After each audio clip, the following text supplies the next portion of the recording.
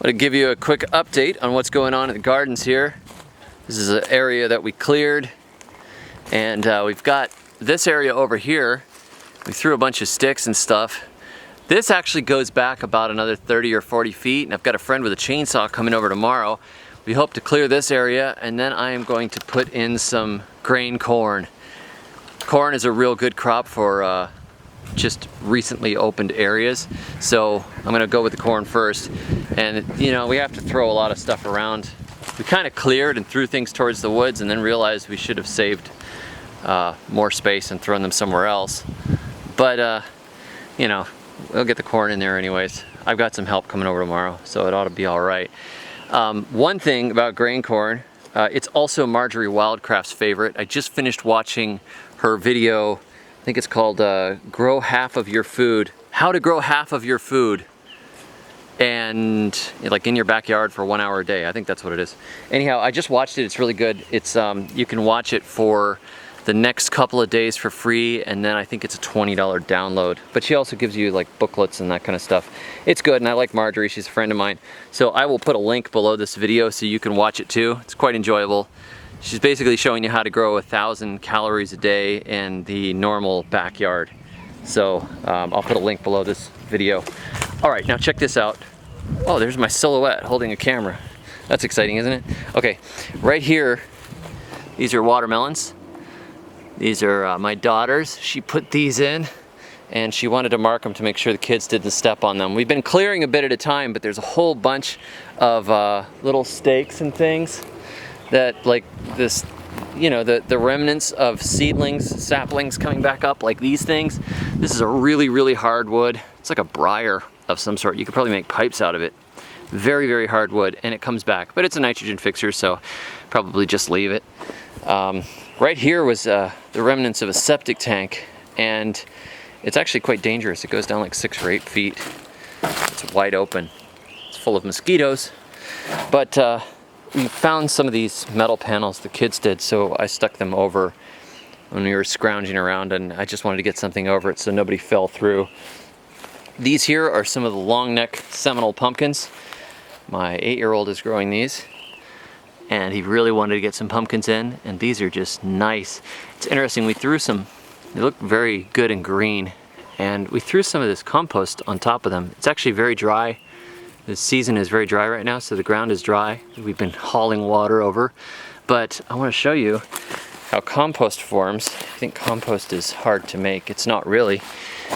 If you don't want to turn the ground, you don't have time, just throw stuff to rot somewhere. This is a little drainage channel made of concrete, and so over time, all these leaves have fallen in here, and what have they done?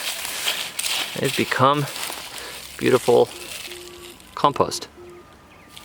All like really nice fine stuff. So I've been throwing this on the beds, and all of these channels are full of compost underneath because this stuff just falls in the ground and it rots. That's really all compost is. Look at this. This is actually still moist here.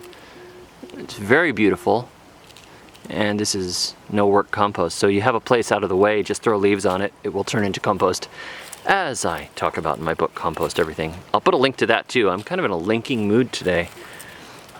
Maybe it's time to pay the rent, you know? So basically, that is the easiest compost you can make. Let's take a look at the beds.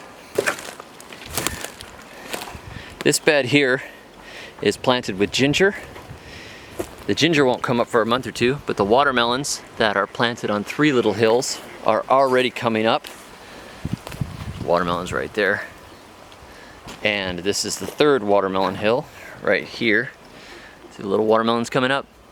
And so in between it's ginger. The ginger will really be taking off later in the year, so we don't have to worry about that.